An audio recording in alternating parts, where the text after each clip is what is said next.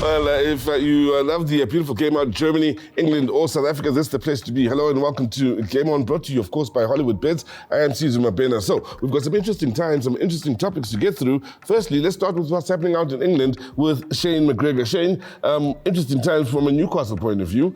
Great December, great start to 2025. They lose 4-1 to Bournemouth. Yeah, going to Bournemouth is never easy, you know, we all know that, but Newcastle looked jaded. I watched parts of this game. They looked tired, and unfortunately for them, that's what happens, you know, when their legs are gone, nothing you can do about it. Bournemouth were value for money and got the result. They certainly did get the result. Liverpool, 2-0 winners over Brentford away from home. Liverpool are just getting business done with Núñez getting a brace, by the way. What the good part is finding a way to win. I mean, in stoppage time, both goals, and Núñez getting the goals, you know. And the best part is he had a tap in from a couple of meters. Normally he misses those, it plays them over the crossbar. But I'm happy for Núñez because he does a lot of work off the ball for the team. He brings players into the game, he makes space for players, so I'm happy for him. One game we looked forward to as a possible game of the weekend served up 4 goals. Arsenal, Aston Villa. Villa coming from behind here to level up. And it was the game of the weekend. Yeah. I mean, it was attacking football.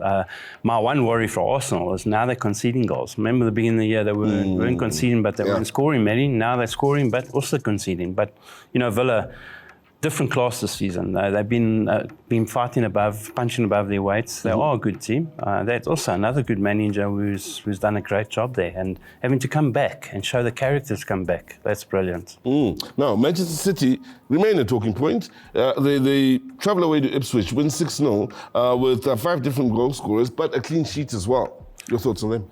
That's the big part, is the clean sheets. But if you look at the way they played, I mean, it's completely different to the way Man City normally play. We all know how City play, keep the ball, keep it, play around. They didn't keep it at the back this year. They knocked the ball forward quicker. They got players forward quicker. Everything was a lot quicker. Longer ball, more space, getting forward quicker. Everything was quicker. And that's why I think they scored the goals. So it just shows you don't have to play at the back. And that was a good thing. Didn't put their defenders under pressure. They certainly didn't. Chelsea also with an impressive win over Wolves. But let's talk about the games that will be coming up here. And we're looking forward to Liverpool at home to Ipswich, which just took 6 against City. Do you see Liverpool at home here having no problem picking up the 3 points? Every game's a problem at the moment. You know, you can't write off a team, and even though they got beaten 6, Ipswich will be up for it. I do think Liverpool will be too good for them at home. You know, there's also been midweek games for the big teams, so you've got to be wary of that. But I think Liverpool will be professional enough and good enough to beat them. Can't ignore Nottingham Forest. Who'd have thought we'd be saying that in the second half of the season? But they are away to Bournemouth. Yeah, and you see now again, Bournemouth is a difficult game. Getting there, it's always going to be difficult. My worry with Nottingham Forest is they don't have a big enough squad to keep going for the rest of the season. They're going to come up against a team that are very difficult to break down, very difficult to actually beat at home, as we saw with last week's Newcastle. Yeah. Difficult game to call, yeah. If they come away with a point, they'll be happy. Arsenal away to Wolves. You know, Wolves are normally a bogey team for Arsenal, but the way Wolves have been playing, and there's been talk of their best player wanting to leave, funny enough, to Arsenal, to a few clubs. There's a few clubs, Kuna I'm talking about, a few clubs in the offering for him. But, you know, Wolves have been disappointing this year. They need to keep him there until the end of the season. I'm talking about Kuna because he is their best player. And they need to start waking up, otherwise they're going to be in that relegation battle. I think Arsenal will win. Now, I've been asking you for a couple of weeks now if Chelsea, or rather if City, are turning it around and if they can still compete. The perfect test for them could be Chelsea. Against the youngsters, and that's the big thing. Chelsea have got all the youngsters. I think a draw's on the cards in this one. I can't see anything else but a draw.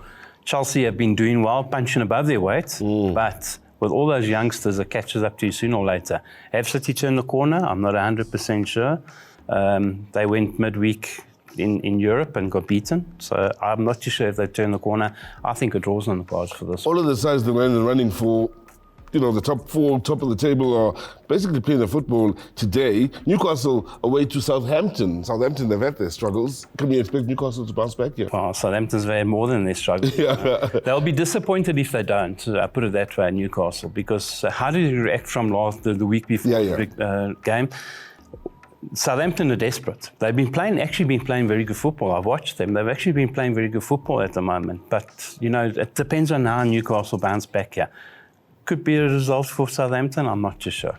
Fulham host Manchester United, who, of course, had the last week where their coach had a lot to say about this current squad and where they stand in the history of squads of Manchester United. Your thoughts on Manchester United, and is Fulham licking their lips at the prospect of playing United? Of course, yes. Anyone's licking their lips at playing against Man United at the moment. When the manager comes out and said it's the worst Man United side he's ever seen, I think he's expecting a reaction from players. And if he doesn't get it, what does he do?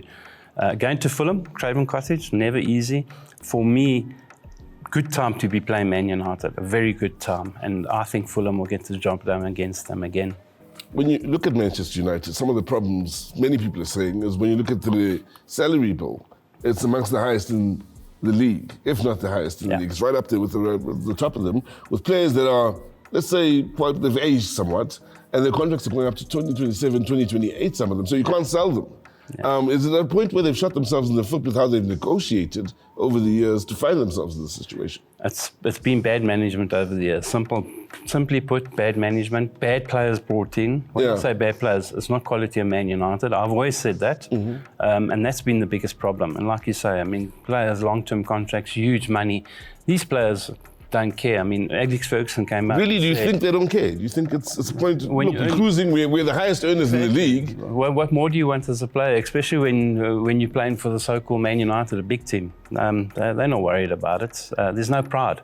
It's gone are the days where you had your Roy Keanes and such playing, because they would have changed that. I saw Ferguson say, I would, as a coach, the first thing I would have done, got Roy Keane out in the field, kick them all, and would have changed everything. And it's so true. They're a bunch of ballerinas out on that field. And for me, overpaid, underplaying.